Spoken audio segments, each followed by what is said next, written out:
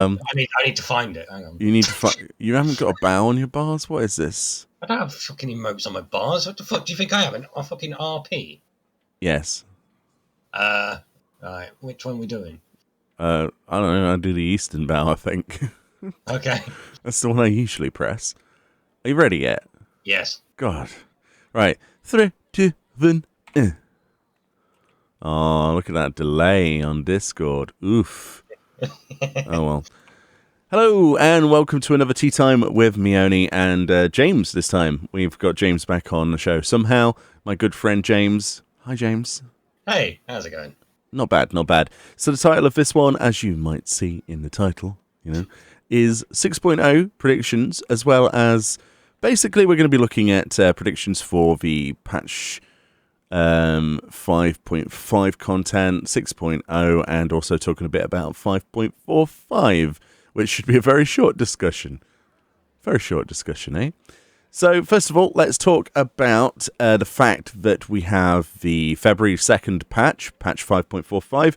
Let's get that out of the way. So, what are we expecting to see in that patch, James? We've got Feast. Oh, yeah, we've got a new Feast season, right? It should be interesting. Yeah. See what other stuff they stick in that. Well, we can't get. Yeah, another mount probably, right? Yeah. Like another recolor, yeah. Well, else? We've got Bodger, Savage. Delubrum Reginae. Beneath the wastes of Bodger Citadel, it says in the special site, lie the ruins of Queen Gunhilda's kingdom. 24-player and 48-player. So the 24-player content is it's normal, and the 48-player is Savage. This might be the first ever 48-player Savage. Oh, I imagine that's going to go well. Thoughts? Are we thinking it's going to be like Baldessian, just more painful? Well, it's party finderable, which I suppose is party finderable. Yeah. I don't know if that's a word. Yeah, no, it is now party finderable. Yeah. I like that one. That's a good word. Yeah, it's supposed to be accessible from outside of the actual Southern Front. Now, I'll see that when I believe that, which my big complaint with Baldessian was the fact that you had to ruin someone's instance just to take over for actually taking part in the instance itself, right? You had to actually be in there and go and do that. There's too many fights, people going into the same instance, wanting the same thing. Just to reiterate, we're talking about back in the day when it was brand new, spanking out. Now things are a lot more organised and there's a lot of great Discords that are working that out. But back in the day, oof. Yeah. It was a nightmare. When we were levelling all the arguments in chat, who gets what?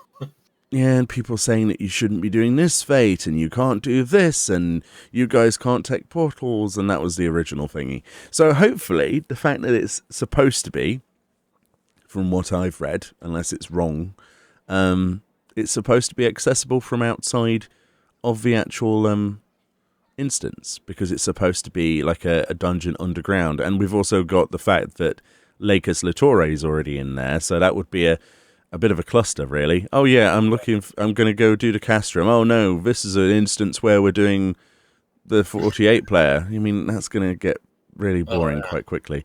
So the fact that it's in Party Finder, good step. Looking forward to being able to queue for that content. I'm looking forward to it personally. Whether or not, I don't know, I will find the ability to clear the Savage version. I don't know. It reminds me of a sort of, I mean, the last 40-player thing I did that was difficult, right, was we did back in World of Warcraft, because I wasn't around at the time for Molten Core originally, but we did a twink version of Molten Core. We did level 50, I think it was level 54s, because it's no, was it 54s? No, I think it was 61s, never mind, and we did 61s. No, I think it was 54s, because they lowered the ability to get in there. Because it's supposed to be a level 60 raid, but I don't know how we got in there. I can't remember. But you had like basically no skills, and it was a painful grind. But we actually did, I think we did all of it, if I remember correctly. Oh no, we did half of it. That was it. Yeah. Because it just took us forever and it was just a pain in the arse. But that was the last time I did something difficult with 40 players. So I can't even imagine what 48 players on a Savage mode type fight is going to be like. Is it just going to be hordes of enemies, or are we going to be seeing like it is in Lacus Latore, or are we going to get basically this massive boss that's like, yes, you will not defeat me, and then, or will it be the fact that you have to split into your individual alliances when you go inside there for different wings at the same time, like in Baldessian? Yeah, 48 though is 6. Yeah. That's what Well, it said, right? 48. I think so, yeah. I'm pretty sure it said 48. Or is it like you get 3 groups because it's like you have your 3 alliances and then there's another 3 alliances? So there's like 2 groups of alliances. Or 2 alliances because 24 free teams. Oh, you know what I mean though. 3 parties. 3 parties of 8 makes an alliance.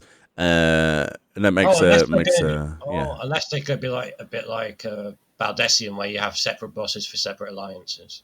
Yeah, and you queue in for separate. Well, it automatically queues you in. That means you could have pre-formed thingy on the alliance creation tool on Party Finder then. No, if you queue in. Oh, right, via the queuing thing. Yeah, I forgot about that. Because then you'd be preset into different alliances. Is it not forced pre-made groups then? You have to. You can just queue into it. You can press U and queue. No idea. Because that's we did get a lot on it, to be honest. We really didn't, did we? And hopefully, well, actually, we're not going to get any more info on it unless they do a developer diary, because it comes out on February the 2nd. We're not getting a live letter till the 5th/6th, depending on your region. All I remember them saying is it was accessible through the Party Finder. Yeah, I remember that in the last letter from a producer. No, it might be pre-made then, because that's Duty Finder I'm thinking of. Queuing. Oh, right, okay. Duty Finder, isn't it? Yeah. Okay, fair enough. So there's that content. We'll have to wait and see how that fleshes out. It'll keep me busy for a little bit, but probably not that much.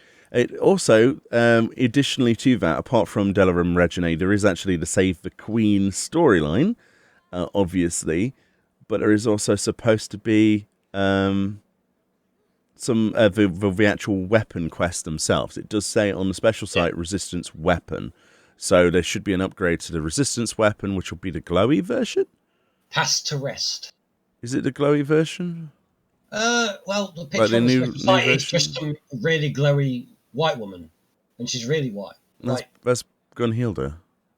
Yeah, that's all we got. That's the only picture. As a primal, quote unquote. Oh, that's who we'll be fighting, right, in Regine. Because she's supposed to be a primal, right? Yeah, the problem is that's the picture on the Resistant Weapons quest on the special site. Well, it all sort of fastens together, doesn't it? Yeah. Well, maybe. All right, okay. Maybe, just hear me out. Maybe they're going to continue the whole thing like you can do this 2 ways. 1, you can do the Delabrum Regine and complete your weapon through there. And 2, you can go and farm another 400,000 mobs or something. or do some more inferior level 60 dungeons for no reason. I don't know. Or fates. I like the fact you could do the relics outside of Bosnia. I'm being a little bit facetious. I appreciate that as well, because it's the fastest method, but at the same time, it kind of doesn't make much sense from any kind of other perspective at all. I mean, the fact that it's quicker was a mistake, I think. Yes. It would have taken longer to do it outside grinding than it should have been. So, I mean, I didn't have the time. We're all in lockdown at the moment, so I've got plenty of time. But when it first came out, oh yeah, not many people. I didn't have the time. Not many people did have the time. So when they realised that you could do fates and then do a few dungeons, it took me like 3 hours to get the relic. Yeah, as opposed to I still haven't got that many of those Forgiven shards or whatever from Bosnia. It's weird, that is. It really is. You'd think that Bosnia itself would supply you the most of an item more frequently. But the recent thing is the instances are quite dead. I don't know if you've been in there recently, but there's no one available for Lacus Latore. The Discord servers for originally the Baldessian servers have now changed to Lakers Latore servers, and apparently it's very difficult to get people even interested. Like, Yeah, the Chaos Data Center one was struggling to find members but the other day. there's nothing really in there. No, but there's those coins you can get armor with, which looks, average to me, personally. I mean, Baldessine, at least you had the mount, which people wanted. Yeah, I don't know what you're doing on your desk, but that's loud. I had to move something. Okay. Yeah, it's like ASMR with James just moving his sweets around on the desk or something. Yeah, I mean, you've got the mount. I think people are just going to be like, armor, meh. Yeah, but if they'd put a mount in there again, I would have probably been quite annoyed. Wow. Because that'd be another mount that I'm not going to get. Okay, so the other thing in 5.45, since we're not supposed to be dwelling on this too much, is Blue Mage. Level 70. Blue Mage 70, all of the dungeons, learnable abilities up to from 60 to 70, and then Masked Carnival, and that's probably it. Probably some new achievements, maybe a new mount from doing a specific, maybe like Alphascape, like do Alphascape with a Blue Mage party synced, and you get an Alphascape mount. Please don't give them an Alphascape mount. Well, yeah, I suppose. Yeah, you've also got like you could go. Oh, you know what they should do? They should give you a big floating eyeball made of metal, like in the actual Omega storyline, the big floating eyeball that vaporizes everyone. Just put your character on top of that. Make that the reward. Well, I suppose people who like Blue Mage could go Alphascape Savage Blue Mage. I would love to do that, but I know for a fact a lot of other people haven't bothered with their Blue Mage. Yeah. And by not bothered with their Blue Mage, I mean doesn't have Angel Whisper. So, you know. Mine's level's like 26 from when I first helped you level it up. That was it. Like the biggest issue with that and not having Angel Whisper is like, well, that's your res, and we kind of need it for hard content. So, yeah. Go do the carnival, go complete it, and then you get people pulling their hair out and, Meoni, please do another guide. It's like, well, yeah, okay. Yeah, sure. But I've got guides on the hard ones. The ones you're asking for guides on aren't that great. Like I could it'd be a 2-sentence guide, but yeah, I don't know. I found some of most of the carnival quite easy, apart from Siegfried and the other one. Oh. Those were a bit annoying, but once I'd figured them out, they just fell apart instantly. But there's also been a lot of reduction to the amount you can cheese in there, which is sad. As I laugh manically in the corner as the fact that I cheesed it. But yeah. You cheese everything. Yeah, I've been helping Fran out recently, and I've noticed on some of the fights, I'm like, wow, this is quite different. So I'm having to employ different cheese tactics. I'm like, I wonder if I could do that and then that, and it works. I'm like, okay. I'm sure half the time you play games, you just do it to try and cheese stuff. Yeah, pretty much. Yeah, it's the most fun. The easiest option, the fastest option. Yeah, the amount of times you cheese Talos Principle is ridiculous. Yeah, puzzle games. Yeah. It reminds me of the Portal speedrunners that put portals on things that aren't supposed to be portalable through like glitches. So good. I love that stuff. But anyway, Blue Mage, are you excited to try out level 70 Blue Mage?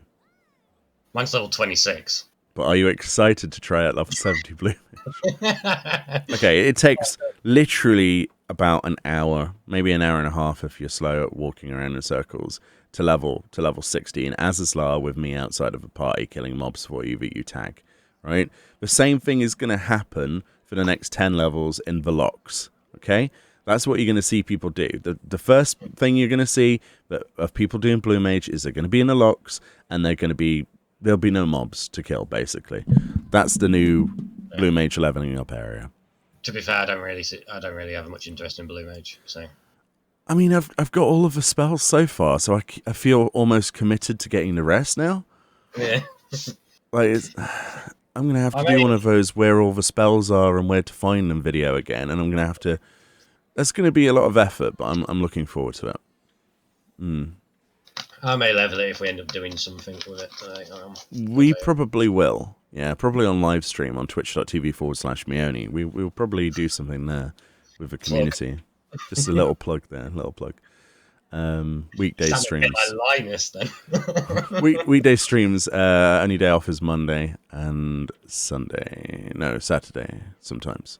That's it. Every other day streaming 7 p.m. local time, Great Britain, or server time EU. Yeah, I'm looking forward to see what abilities they get that we should have had on other classes. That's always the thing. It's like, are they going to give them Demi Ultima and screw over Black Mages? No. What would you do if they did? Well, we don't know what's coming in 6.0. Would there be a single tear running down that face of your characters? Be like, no, I wanted Ultima all that time.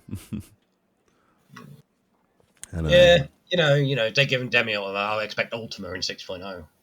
I don't think you can wield Ultima. It destroys factories. Yeah, it's fine, but my Black Mage is awesome. Just me, not every other Black Mage, just me. The power to melt an entire factory, and it does 2% of the boss's health. Yes. The ultimate ability. Just get rid of Meteor and give us Ultima as LB3. That's what I was thinking, yeah. And give us Meteor as an actual skill. Ooh, Meteor is a skill. That'd be fun. Or like try a meteor. Just throw 3 meteors at someone's face. Yeah, that'd be good. But yeah, that's 5.45. Looking forward to bits of it. But for the most part, I don't think it's going to be... it's not going to be that exciting for me personally. Other than, you know, the video potential and me spending hours and hours and hours making work on that. But, yeah, I don't know. The Blue Mage stuff, for the general populace, is this going to be enough to bide them over until 5.5? Oof, that's a question. No, I don't think so. I think the answer would be no, considering we've just had a Saint of the Firmament / Ishgard Restoration battle. I don't think many people stuck around for that weren't into crafting and gathering, and I don't think they're going to pay a sub to come back for... I mean, I might be wrong. They might be wanting to come back for Delibra and Regine. Oh, possibly, yeah. Just for the raid potential, but as soon as... I mean, maybe they'll be sat there watching Twitch day one and going, is this actually worth my subscription? And then when they realise that it's either too easy or too hard or too toxic or whatever, or there's some problem... Or they don't like the rewards. Or they don't like the rewards, ultimately, then maybe they'll think twice about it. I don't think it's going to be the instant, I'm going to resub. I think the instant I'm going to resub thing will be 5.5. Yeah. Because that's going to be a biggie, I would imagine. Story. Yeah, new story. Any patch with new story is a biggie. Even if you don't watch the storyline, you know for a fact that it's going to have other things that should keep you interested. We're still waiting for a new trial, right? There'll be a trial at the end. Yeah. This will be the last big patch before 6.0, won't it? So February 5th/6th, depending on your existence, time zone, whatever. We had a look at it, and it differs depending on where you are. Basically, they're doing the Letter from a Producer live in the afternoon or evening, whatever, afterwards. Morning for us. Morning for us. And then earlier in the night/morning for us. Well, this is awkward. Earlier on, they're doing the... Well, let's call it the 6.0 announcement, but it just says special announcement. Special announcement. We also got news the other day, by the way, which I haven't reported on yet in a video, but it's from the Gamer Escape interview, that there will be a digital version of a FanFest taking place in May. Oh, I read about that, yeah. Yes, that was confirmed. So that means that they'll be fleshing out a lot of the 6.0 stuff then. So it means what we might get as an announcement, the special announcement is, 6.0 exists, and this is the name of it. And then if it comes up with Forspoken, I'm going to cry. Because I don't like that trademark. Don't like that one at all. Also, 4.5 hours between the two. Yeah, 4.5. Maybe they'll show a trailer. Be like, because that was supposed to be shown at the FanFest, right? Yes, which our one would be coming up at the end of February, wouldn't it? Yeah. If it's still on, yeah. What a gap, though, between February and May. Yeah, they usually do that, though, don't they? I suppose the usual gaps, isn't it? I'm thinking they're going to go ham with this. I think they're going to spend those few hours talking about 6.0 in a more detail than we expect. Yeah, I imagine there's a few other bits as well they're going to put in there. It's not all going to be 6.0. How much are you betting that they spend a lot of time talking about Dad of Light, the movie again? As much as I think it's great, okay, I've got nothing against that show and the potential film from it. When they hyped up at the Tokyo Fan Fest, Oh, we were sat there and he came out in a suit. and And everything was like hyped up, and then suddenly it was like, this content cannot be recorded and streamed or whatever. I'm like, oh, okay then. Yeah, we were crapping ourselves what was going on. Like, what's going to happen? And they hyped it up, and it's like, Dad of Light movie, and then we were like, oh. What? Oh, okay then. That's But yeah, let's hope they stick to the You know what? I'm just expecting him to come out, sit on a sofa, sit there grinning for 30 minutes with a t-shirt on, referencing like a clue to the next expansion, and waiting, just sitting there. You know, like when Bethesda did the whole Fallout 76 reveal, and it was just a TV. It'll just be Yoshi P sat on a sofa with a t-shirt related to one of the new jobs, grinning like for 35 minutes, and then those 35 minutes comes up. He looks at his watch, and then just like the couch explodes into fireworks, and then suddenly there's like Forspoken, or a better name, because that one I don't like. Yeah, it sounds about right, doesn't it? Though. Like, this will be the next expansion, and it'll be like Time Mage. No. Oh, unless of course Forspoken is the name of the 5.5. Oh, it could be actually. Since you've got Future, what's it called? Futures rewritten. Yeah, and then Forspoken afterwards sounds about right. That could be. Yeah, maybe the expansion is just called Moon Expansion. The moon. Although, yeah, that won't be too alright at the end of the expansion. All right. Lunar expansion. I don't know. We can't really talk about too many spoilers in case people haven't caught up. So, yeah, but so I suppose we should really talk about what you expect. I mean, me personally, I expect in the announcement to be basically the bare minimum, a name and potentially a release date or rough release date. No release date. No, not with stuff going on. I think it'll be September, given. Yeah, it sounds about right. Yeah. Right. Given we're about 3 months behind. Maybe they just put September citation needed, or like possible changes because of world situation. I reckon the release date will be in the second part in March. It could even be October. Yeah. I think the release date will be in March. Live there. Oh yeah, probably. But maybe there'll be I think there'll be a trailer, because they talked about the creation of a trailer a long time ago, if you remember. Apparently the 6.0 trailer was made back in November, or even before then. I remember doing a video on that and talking about it, because he was like, the trailer has already been storyboarded. And I'm like, oh, nice. March will also have 5.5 part 2, won't it? We think so, yeah. Well, the one on this, the one coming up is only part 1 of patch 5.5 preview. Yeah. So 5.5 isn't going to be for a while, but it actually launches. So the 6.0 stuff is what we're talking about first. What do you expect? Because I just expect a trailer and a title, and then them just discussing it in front of a camera for the next couple of hours, and just having a bit of a laugh about it, and trying not to reveal too much. I don't know. And maybe talk about the classes. I think they might do one big reveal of something new. Usually they reveal a job. Possibly, yeah. I was going to say maybe a new job.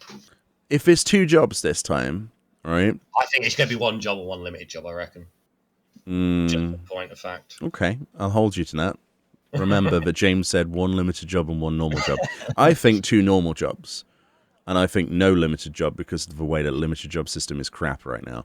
Okay, I think 2 normal jobs, and I think the first one will be unveiled on the 6th, and I think that the second one, that second job, will be announced at the live, the Fan Fest, Digital Fan Fest. Yeah. So there's something to look forward to, as well as actual probably footage of the game being played or something.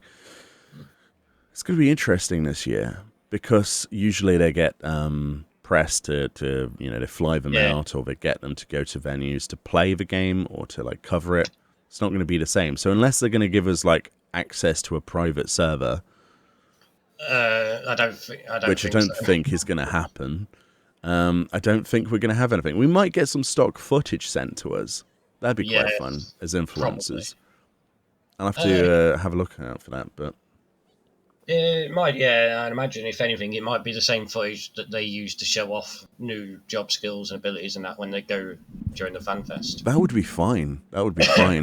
But we do need some footage so that we can talk about stuff. Otherwise, it's just going to be, basically a few pictures in front of a screen and me talking again, which is usually what I have to resort to. But especially for a lot of these announcements. But either way, I'm very excited. But I personally think the announcement that there's going to be 2 jobs, the announcement of the first job, and then a title and a trailer. I think that's enough to cover 4 hours of discussion, honestly. Yeah. But of course, it depends if it's actually going to be 4 hours or whether they're having like an hour or 2 break in between. Probably. They might. I don't know. Maybe they'll have a special guest on again, or something, or maybe. I imagine it'll be in 2 different areas, because live lays usually have like computer footage and stuff. Announcements probably going to be more, announcey. Yeah. So I imagine they might have an hour or 2 and switch like where they go. Later that day later that day, we get the next letter from a producer live, which is actually centered predominantly, if not all of it, around patch 5.5.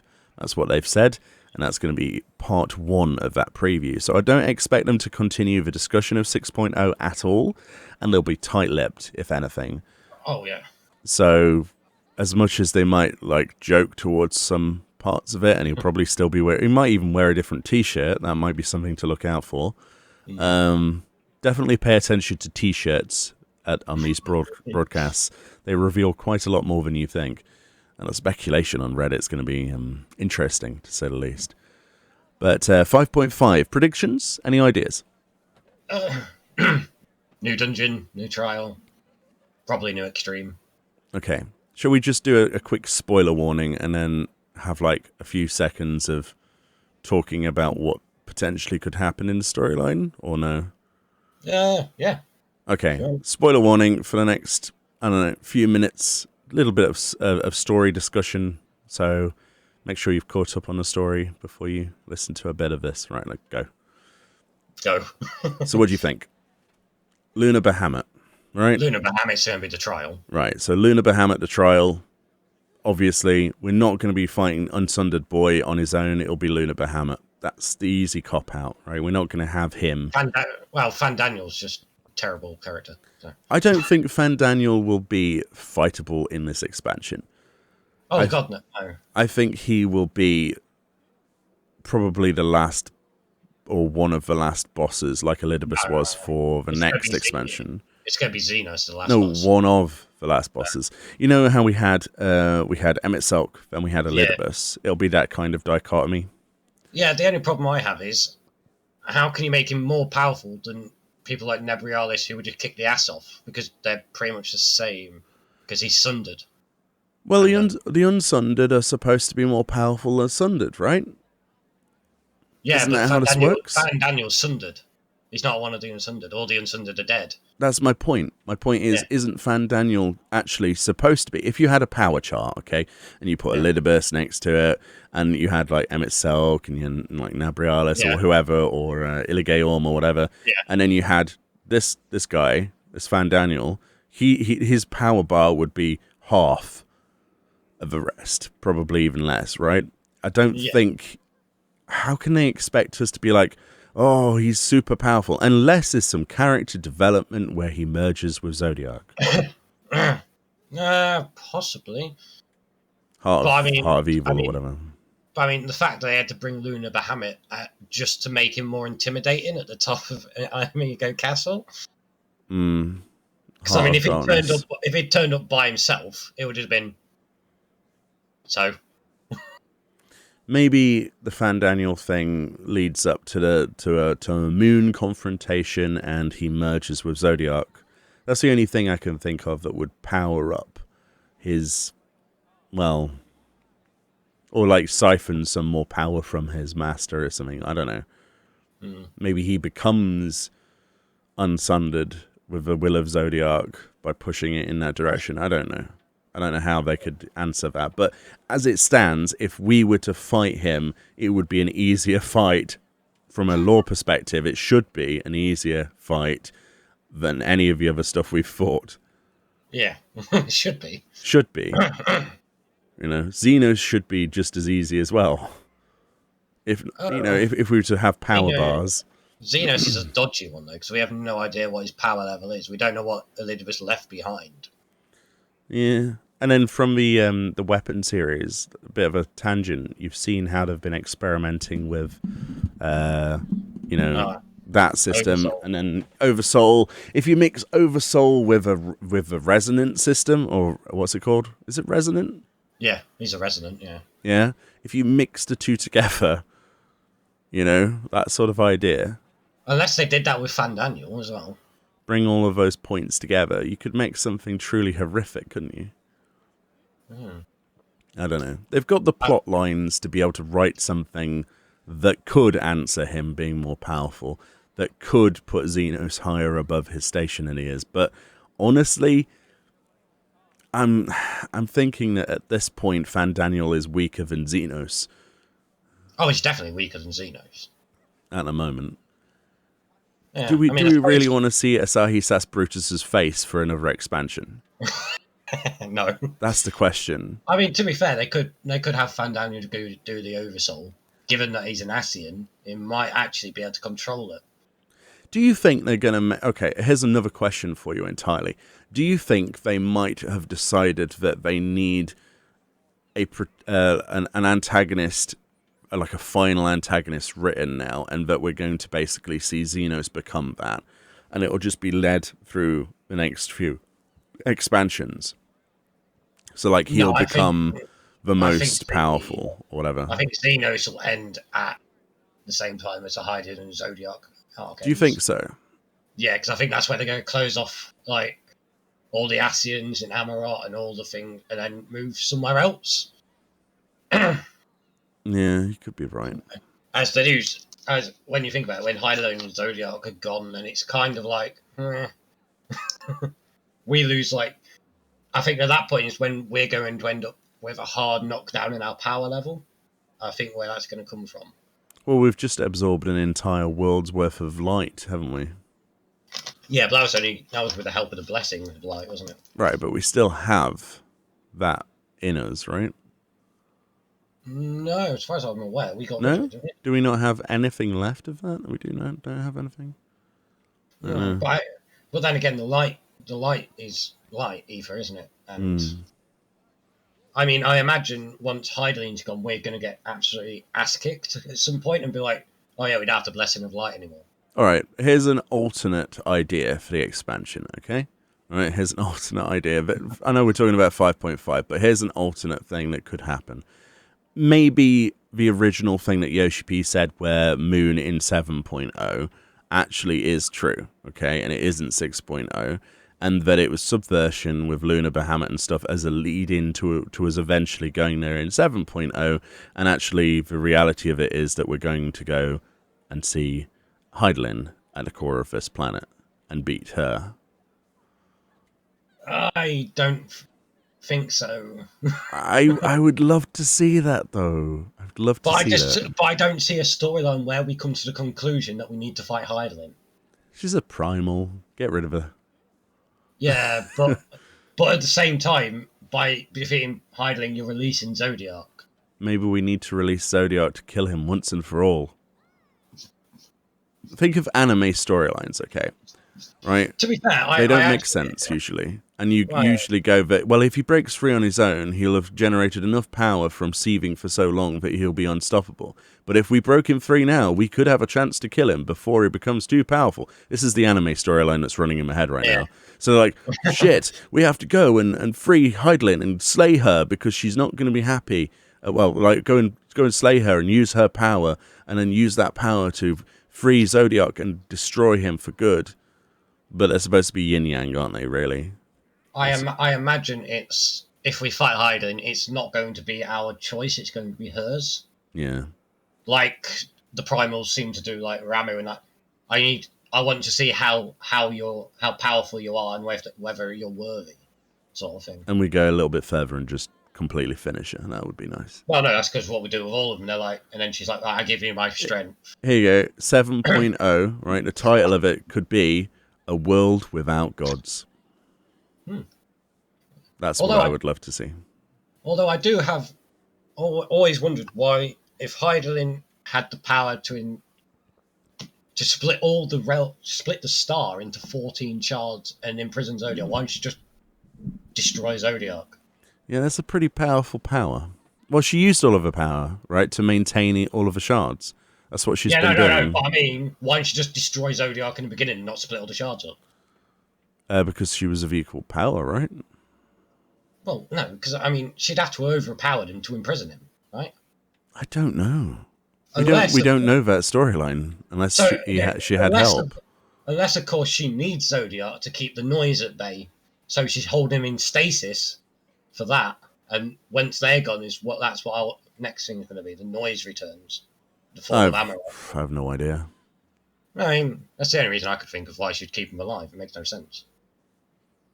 It's one of the weird mysteries. But I don't know. Depending on where the next expansion goes, we'll actually find out, I think, in 5.5. Yeah, I suppose. Like, it's the pivot point, isn't it, in the storyline? Like, you will know where the expansion's going as soon as that patch comes out. Yeah. So far, all we've had is a lead up to Garlemald, you know? Yeah. But that could be one front. Yeah. A lot of people have been comparing this to the idea that this might be another Stormblood type of an expansion, which makes me shiver a little bit because Stormblood was pretty weak on one side in comparison to the other, depending on who you talk to, and being split on two fronts was not very beneficial for the storyline, in my opinion. But we could have something similar. We could have, meanwhile, in Garlemald, and then we're actually taking, we're pushing that front bit by bit per patch. Meanwhile, wherever the big bad is, be that the moon or the center of a planet or a different island, I don't know. I do wonder if people were a bit iffy on Stormblood because it's not centered around our character. I was iffy with Stormblood because it was two storylines meshed together and it didn't make sense. How instantly they could fly from one area to another, and it just felt like we were on two fronts and we should have focused on one. Like, there's no way we should have been able to split our attention between Doma and Alamigo. That we were too thin. We should have been. We were spread thinner than butter on 50 pieces of bread. Well, I mean, to be fair, we weren't personally. Our forces were. Not really. I mean, to be fair, a lot of the forces didn't even go to Doma. It was just there wasn't even that much of a war, was there? The only war that happened was the retaliation in the Gimlet Dark. Yeah. Which is a weird place, by the way. It really is, yeah. It is a really weird place. But there's a lot of weird shit happening in Garlemald that we don't know about. Those mountain ranges being one of the weirdest things. One is just storms all the time on the map as well. Like, I don't think it's for dramatic effect. I think there seriously is something wrong up there. Well, Ascian made, isn't it? Probably. It's all a little bit unnatural in places, yeah. Cerulean poisoning the atmosphere. Oh, yeah. Oh, they'll probably go with the whole pollution aspect. Yeah, they could do, yeah. Yeah, I'm unsure what to expect, but that's good. For the first time in ages, we've sat down on one of these prediction videos, okay? Because we've sat down before on prediction, and we've known exactly what's going to happen in a patch. We've called it. You watch back some of our videos, right? Where James has sat down with me in predictions, or if I've done them on my own. We got them down to the letter in some cases. Maybe not the exact same bosses predicted, but we got the plot perfectly. This time, I can't tell you. No, it's just left field, isn't it? It is like they could throw anything at you and it'd be like, oh, right, of course. But there's many of those, there's many obvious routes that this could go based on any element of Shadowbringers, which is what makes Shadowbringers such a good effing expansion. It really is, because it has so many different plot points that any one of those plot points could have been made bigger, or they have so much to fall back on this time. There's so many little elements and little things that Emmett Selk said and little bits and pieces that Elizabeth said that make you think, or this direction or that direction. Yeah. But also, and you've also got to wonder what they're going to do with the shards. Yeah. That's the thing, because we've now got the first, but if the story on the first is done, is there any reason for us to go back? And is that just going to be wasted now? And then there's the fact that we are now Azim, right? Yeah. We know that we were one of them. What's going to happen with that? What's going to happen to all the shards when Zodiac's released and they say it may be rejoining? Well, we know for a fact, okay, that the most badass thing for a video game to do would be, at this point for this video game, would be to show an amazing CGI cutscene of Zodiac being released from a moon and the moon cracking and it just erupting into this giant, monstrous creature. That would be the best. I don't know when we'll see that, probably in a couple of years, but I cannot wait to see that. So that's the inevitability. You can't have isn't there a bit of a... They're going to have to retcon some of them, because it's... My thing was, as soon as Zodiac's released, the shards are going to rejoin, all of them. Because it's going to destroy all life on the source as they all rejoin. Well, this is why I had the thought of awakening him early with a different method to try and fight him in his own domain before he's at full power. You mean inside the moon? Yeah. Fight inside the moon. So literally have a moon base.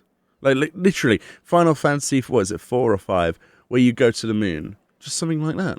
Where you fight the big bad inside the moon. You mean a bit like the end of Coils, where we fight Bahamut? Yeah. Yeah. Why not? Yeah. He won't be able to unleash his destroying all the shards thingy. And maybe during the final confrontation with Zodiac, right? You can imagine, this is way too far of what we're thinking here. But like the final confrontation with Zodiac would be just like normal mode. Oh no, he died.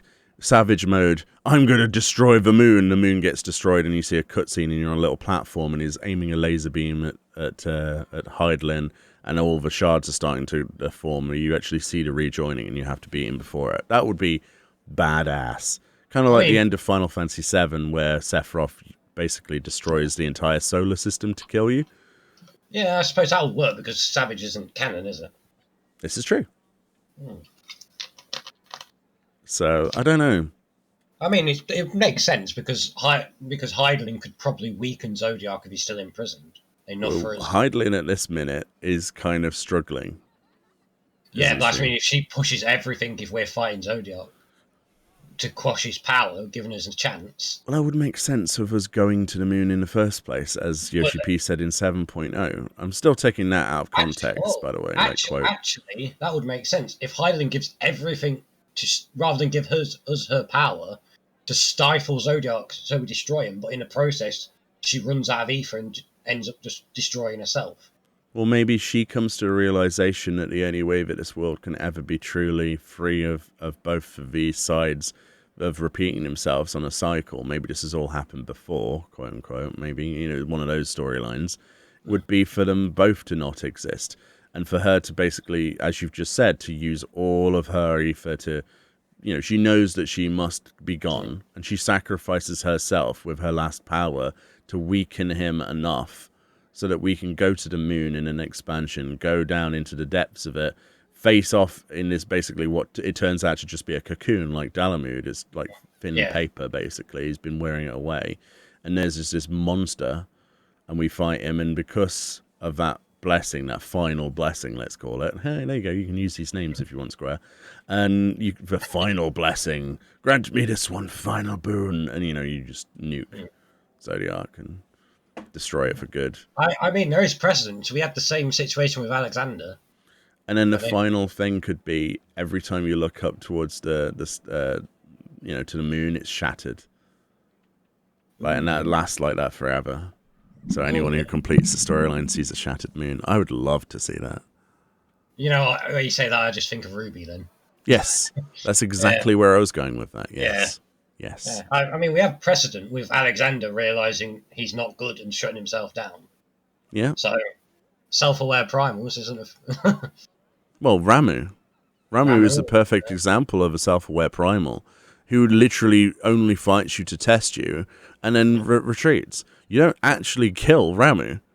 No, he kind of destroys himself a little bit. He just, well, he knows that he's coming back. Yeah. Well, But yeah. but he's not a threat because of the way of things.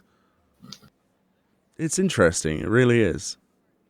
It really is. There's so many different ways that the expansion could be led, but 5.5 will be that decider. It will give us the idea of what's going to happen next. So far, all we've been pointed towards was Garlemald's a threat. It needs to be stamped out. We're going that direction. Well, we might not be going that direction. Oh, there is one thing we actually missed before we end up not doing spoilers. Go on. Is the cure for primal influence. Oh, yes. That's a biggie. That's a very biggie. I may be thinking that we partly are, and that's where they're going. the untempering. Well, you remember, okay, do you remember in the summer we sat down and talked about the idea that we are tempered to Hydaelyn and the only way we'll ever be able to fight her without her controlling us and killing us basically instantly would be to break our tempering. I said that back then, and now they're leading towards the idea that we could actually become untempered from any of them. Then we'd be able to wield both darkness and light and whatever. Yeah. We wouldn't be a warrior of light then, we would just be the savior of humanity.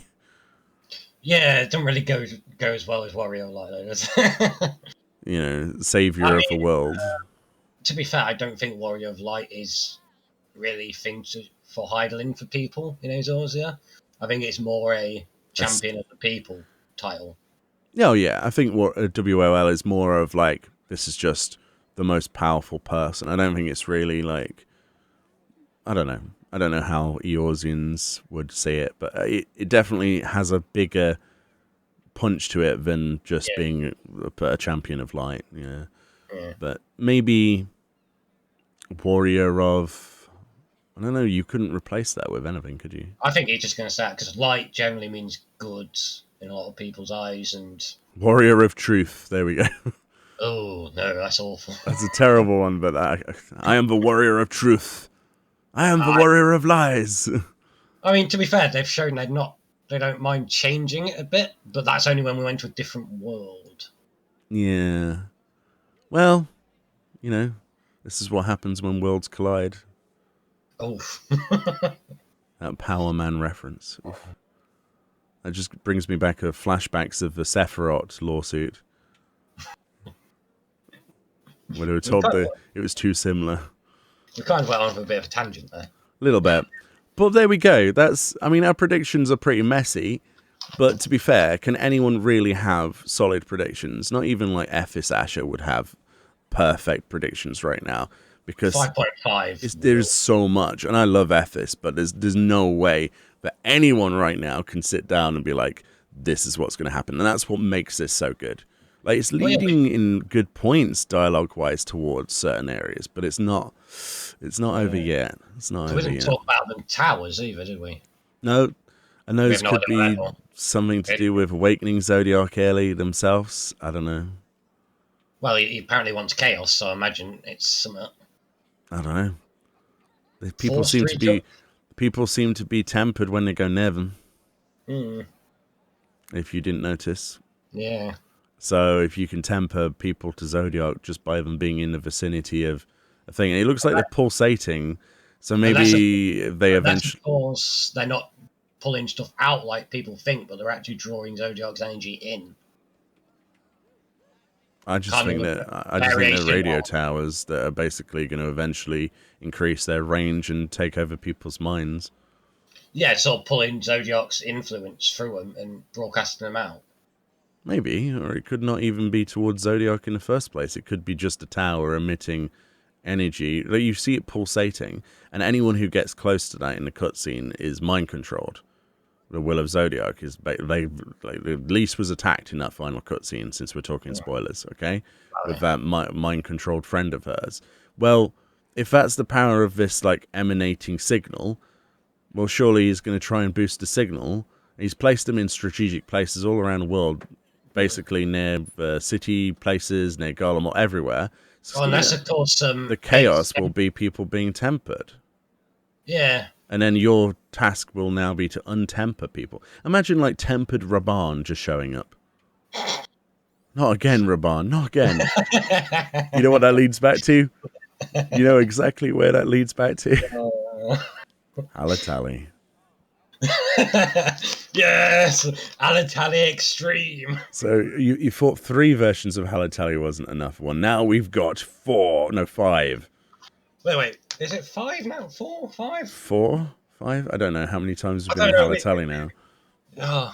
Every single time that Raban's in trouble, it's Halatali. Raban's been tempered. Oh, Halatali then. Okay.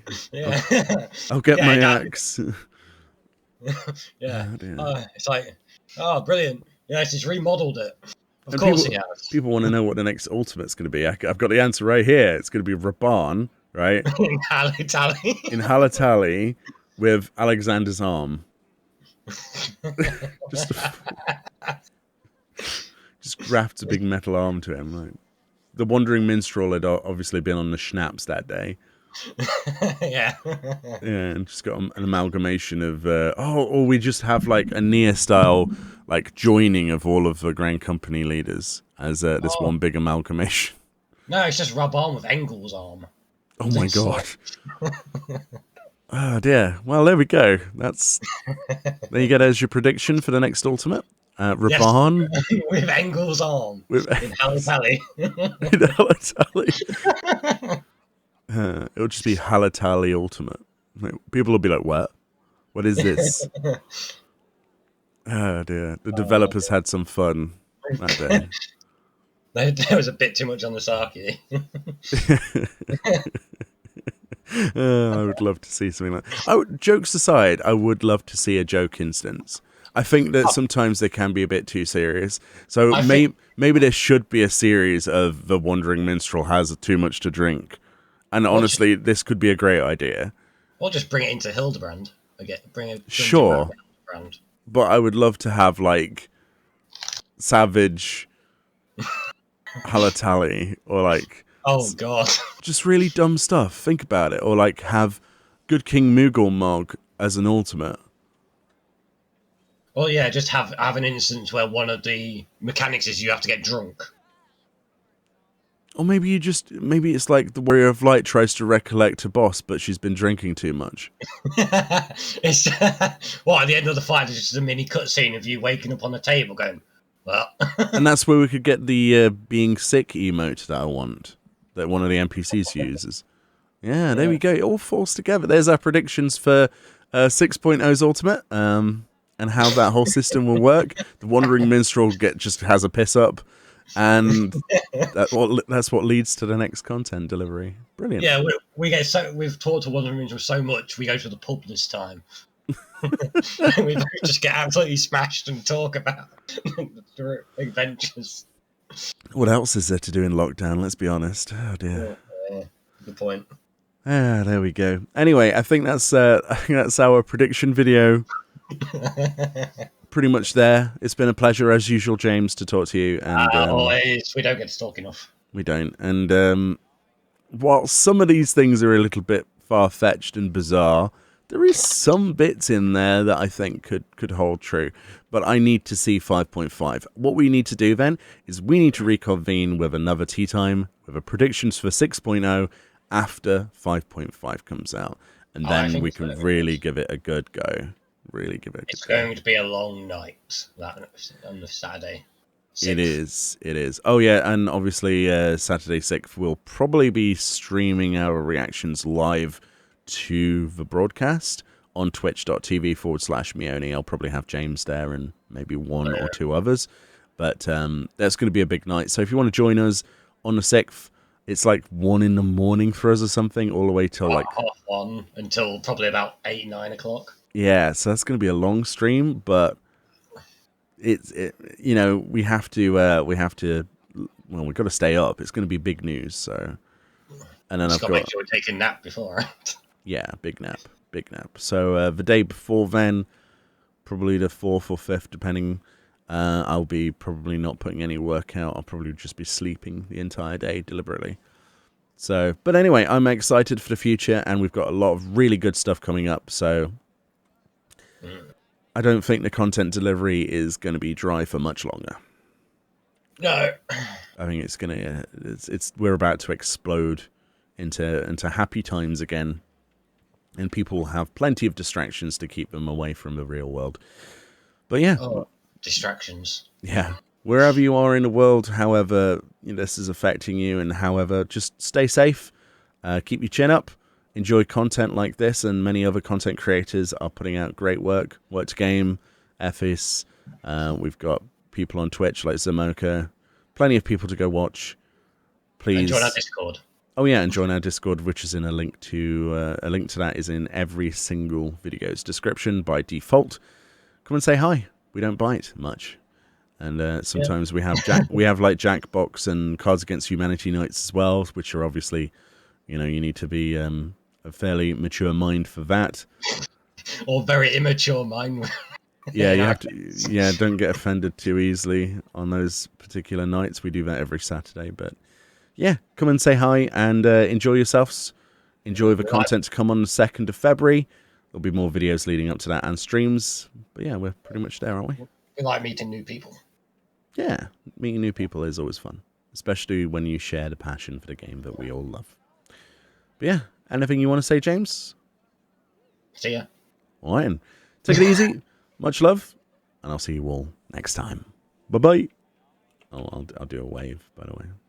But you're too slow at that. You can't do a wave, so. What does this button do? The hell? That's the ultimate emote. Ultimate. I wonder what. I don't remember what's on that bar now because I've got like a bar just of emotes. I do like the emote text for that though. What does it say? Meoni Whitehell, Reddy's ultimate. Nothing happens. That's you. That's you in 6.0's Black Mage. Take it easy, guys. Bye bye.